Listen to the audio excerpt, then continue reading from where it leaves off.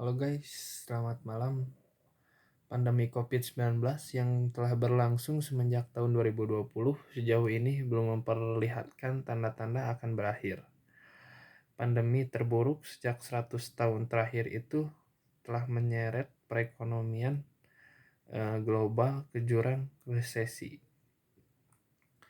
Jutaan orang kehilangan pendapatan akibat gelombang pemutusan hubungan kerja atau dipaksa cuti di luar tanggungan. Data Badan Pusat Statistik atau disebut BPS tersebut menunjukkan angka kemiskinan Indonesia kembali menyentuh angka 10,19% pada September 2020 atau mencapai 27,55 juta orang. Badai pandemi yang datang tanpa disangka-sangka memang berdampak paling berat bagi keuangan yang rapuh. Mereka yang tidak memiliki dana darurat memadai akan terpuruk lebih cepat ketika mendadak kehilangan pekerjaan.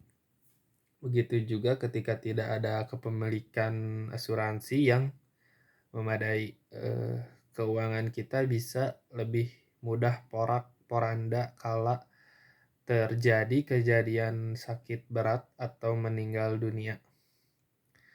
Jadi, bila ada pelajaran berharga yang diberikan oleh pandemi COVID-19 terkait keuangan pribadi, inilah waktu yang tepat untuk kembali ke hal mendasar pengelolaan finansial.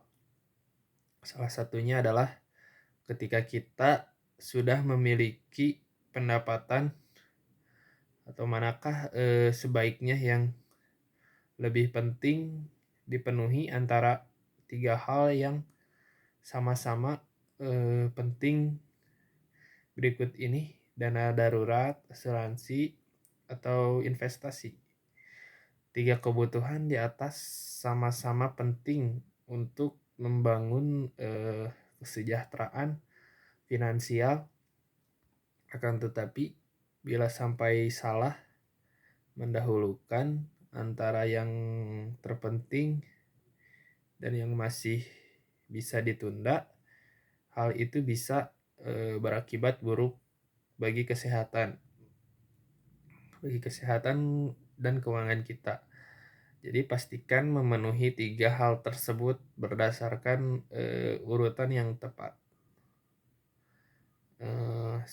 Dana darurat adalah pondasi utama.